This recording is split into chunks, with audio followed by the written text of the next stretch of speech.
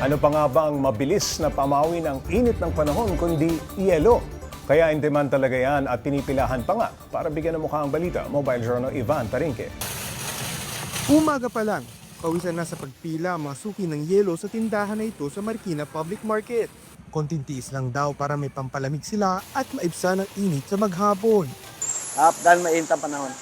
Mabilis siya. Hindi man siya kasi. Nagkukulang pa nga ito eh. Paghapon wala na eh.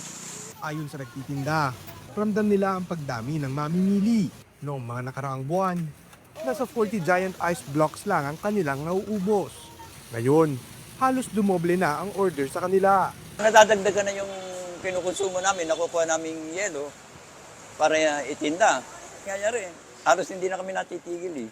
Mabenta rin ang tube ice at crush ice na karaniwang ginagamit sa halo-halo na nasa 10 pesos ang isang takal, habang ang ice blocks ay nasa 15 hanggang 30 pesos, depende sa laki. Ayon kay Tatay Edgardo, inaasahan nilang lalo pang tataas ang demand ng yelo pagpasok ng Abril at Mayo. Ito raw ang panahon kung saan mas mahirap makasunod sa demand dahil sa lalong umiinit na panahon. Inaasahan namin talaga na tataas.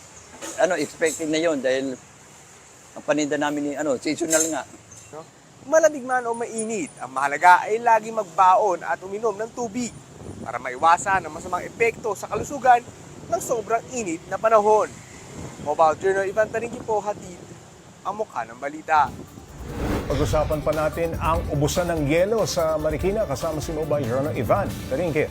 Itong tindahan ng yelo, sila rin ba talaga ang gumagawa? Mabilis lang ba yan? Actually, Pops, kumukuha sila doon sa isang factory. Oo. Malapit lang din. So basically, retailer lang sila.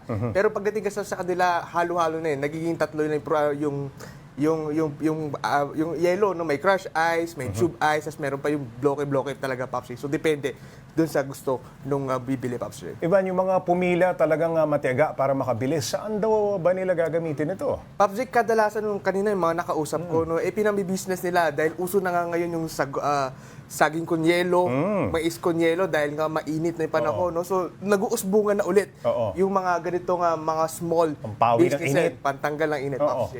Okay, dahil tumaas ang demand, hindi ba sila magtataas din ng presyo? Pops, nakadepende daw yan doon sa kanilang pinagkukunan. Oo. No? Dahil snowball effect yan. No? Pag tumaas yung kanilang pinagkukunan, tataas din syempre yung kanilang presyo dahil meron silang margin na kailangan i-maintain para nga maging sustainable pa rin yung kanilang business, Pops. Alright, maraming salamat Mobile Journal Ivan Tarinque.